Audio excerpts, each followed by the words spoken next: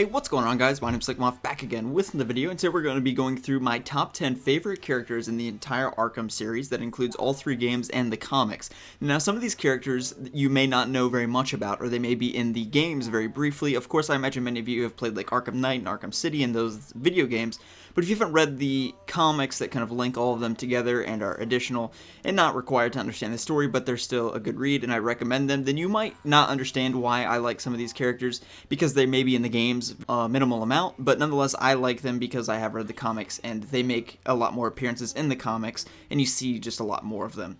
P.S. I'd like to give a shout out to I'm Just Callum for requesting that I do this video. He also requested that I did the Red Hood story pack walkthrough, which I also did. So thanks again, I'm Just Callum. And also keep in mind this list does not include Batman. So Batman would just be at number 1 if I included him. So that would be kind of lame. So I excluded him and presumed that Batman is of course number 1. So these are the top 2 through 11 basically. Now, starting off, we have Killer Croc, and the only reason that he's not higher on the list is because he's not in as many of the games. He's in Arkham Asylum, but he's not really in City. There's a little Easter egg that you can see in the tunnel system if you want to go search for that, but he's not really in the game, and in Arkham Knight, he's not really in it at all, besides in the final cutscene where you're hallucinating. However, he had, in my opinion, the absolute best boss fight in the entire trilogy of the Arkham games, and that, of course, is the tunnel pallet mission where you're running along on the pallets and he hops up at you. I love that boss fight, and even though it was kind of simplistic at times, I thought that it was the best of the entire Arkham trilogy, which may not be saying much since the Arkham trilogy is not known for its amazing boss battles, but more so its intriguing story, but nonetheless, I love this character in the games. Coming in at the number 9 spot, we have Mr. Elliot, also known as Hush, also known as the Identity Thief, and in Arkham Knight, he had my favorite side mission of all time, and even though it was short, it was only about 4 to 5 minutes long, he still had an amazing side mission with Lucius Fox in Wayne Tower. If you haven't seen that, I highly recommend that you go check that out, and he also had an excellent side mission in Arkham City, and overall, he's just a great character. Bruce, that's impossible. Coming up next, we have Hugo Strange, who is an incredibly interesting character and probably the main villain in Batman Arkham City, and you may think otherwise, but, you know, if you think about it, the entire game really revolves around Protocol 10 and what happens in the events of Protocol 10, and every hour he reminds you 10 hours until Protocol 10, blah, blah, blah, so that really is the main staying point of the game, and that is Protocol 10 and Hugo Strange in Arkham City. Now, Hugo Strange is an incredibly interesting character, and in the video games, they don't really highlight his eccentric side as much as I felt they should, but he actually dresses up as Batman multiple times in the comics. He kind of like secretly envies Batman, but he's kind of like his enemy as well, because he knows Bruce Wayne is Batman, so it's kind of like a weird thing. He's just a weird character, and I like him a lot. So coming in at the number 7 spot, we have Warden Quincy Sharp, who is the warden of Arkham Asylum, and he also, between Arkham Asylum and Arkham City, he became the mayor of Gotham City. Not only that, but he was an open proponent of Arkham City, the Arkham City Project, and he was the main figurehead for that.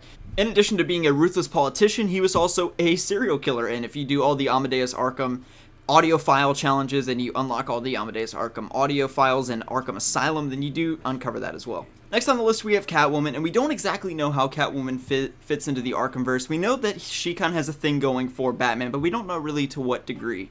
I loved how she was playable, and not only playable, but a part of the main story in Arkham City, and I was somewhat disappointed with the fact that she was not a part of the main plot in Arkham Knight in the same way that she was in City with Poison Ivy and everything like that. So the only reason she really isn't higher is because we only got to see a lot of her in Arkham City, and in Arkham Knight, she was kind of just there as a part of a side mission. Coming in at the number 5 spot, we have Dr. Harleen Quinzel, who is one of the few characters on this list that actually has a significant role in all 3 games. She's present in Arkham City quite a bit. Arkham Asylum, she's the main reason that Joker broke out of prison control in Arkham Asylum, and then also in Arkham Knight, she did have a pretty significant role, although not as significant as I would have liked. One of the things I was actually really disappointed with, and this may be kind of nitpicking a bit, but in the loft of the Sionis Steel Mill, where Joker and Harley Quinn held up during the events of Arkham City, there's actually a pregnancy test on the floor, and it reads that it is positive, presuming that Harley Quinn is pregnant.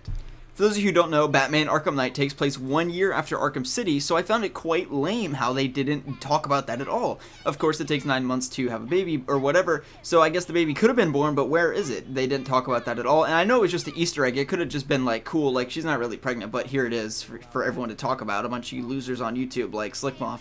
But still, I thought, like, where did that go? They didn't talk about that at all. But nonetheless, Christopher Nolan very openly said in The Dark Knight he did not want to have Harley Quinn because she carries a lot of weight. She's a fan favorite, and she can kind of take the stage from Joker. Not completely, but she can kind of detract from his performance, and that's why he didn't want her in there.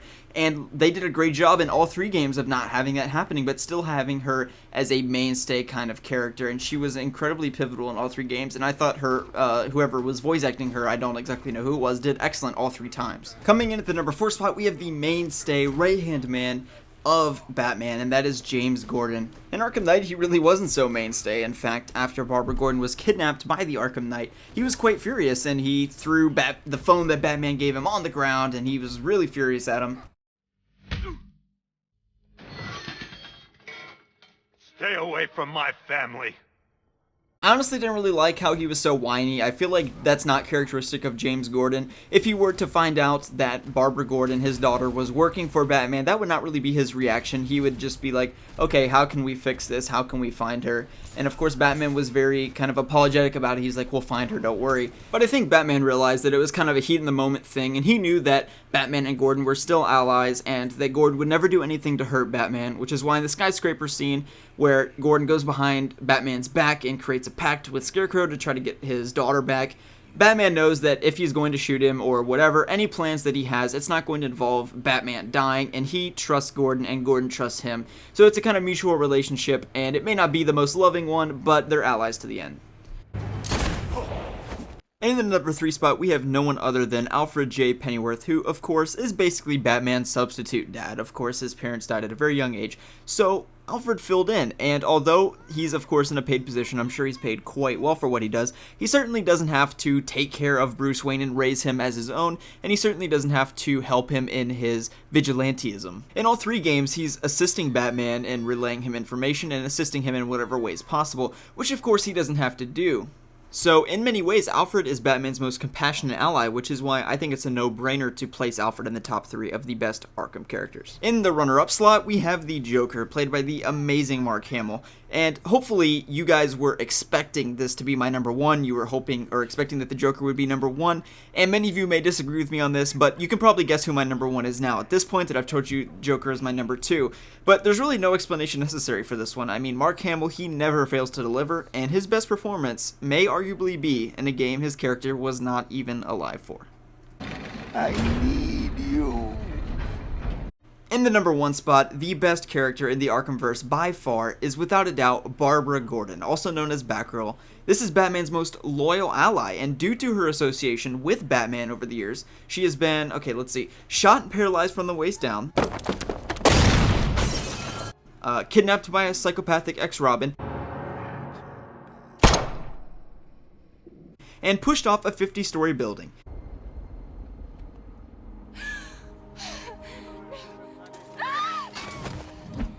Nonetheless, Barbara Gordon continues to serve Batman's every desire and need, despite her realization that Batman is a dangerous ally to mingle with, and of course that's no secret as well. She not only recognizes the necessity of Batman's work, but fully supports him and will continue to do so no matter what. Feel free to leave your entire top 10, that's kind of what I was hoping for in making this video, and thanks again to I'm Just Callum for requesting that I do the video. Like I said, I hope you all will put your top 10, or at least your favorite character in the Arkhamverse. Tell me who it is, do you agree or disagree with me? I'd imagine more people are going to disagree with me than agree, but then again, I don't know, I'd love for you all to give your thoughts on it. So guys, feel free to hit the like button if you enjoyed, and you can also subscribe for more Batman Arkham Knight. My name's Sigmoff, and we'll see you later.